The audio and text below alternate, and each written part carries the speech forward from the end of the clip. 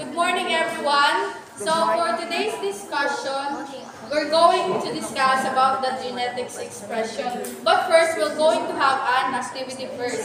So, count off na lang by 3 para 3 groups. 1, 2, 3.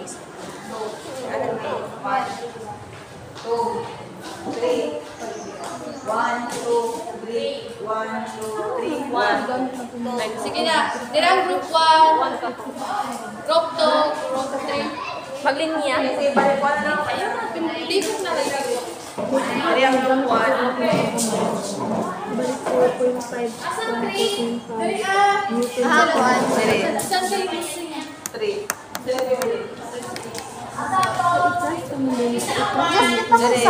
Group 2.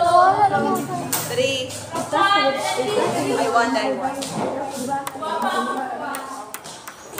Dua ingat na nga ako ini pero iinani kay mo ako kami mag-register niya. Okay na?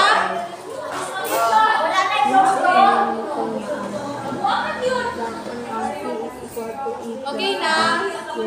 So, ang first activity na to is i-arrange ninyo ng mga cards. I-arrange ninyo ang mga cards sa board. Ang pinakauna na naka-arrange sa board, ang board is connected sa kasama mo. Group 1 na lang.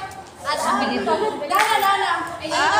Tanggalin na lang. Ang pinakauna maka-arrange will have 10 points, sa ikaduha 9 points, sa ikatulo is 8 points.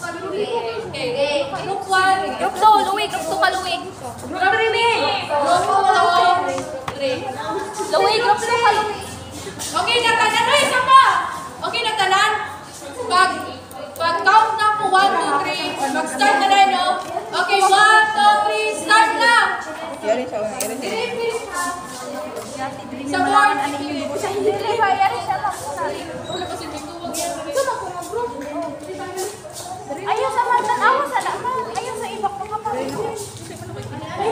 Sa likod. Sa likod. Dali.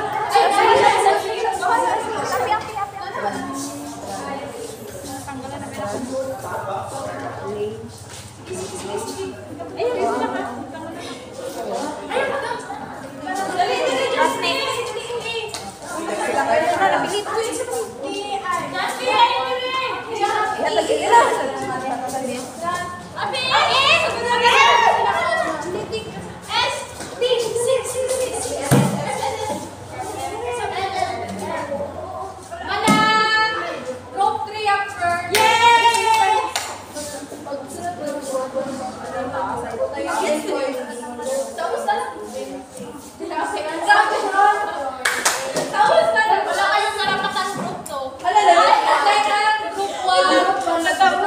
Magilista na lang. Uy, hala! 1 hindi gamit ka na two-sided tape. Hindi siya makuha. Uy, tarawa. Sige. Hindi na kayo gipilit maayo. Wala kang gipilit maayo.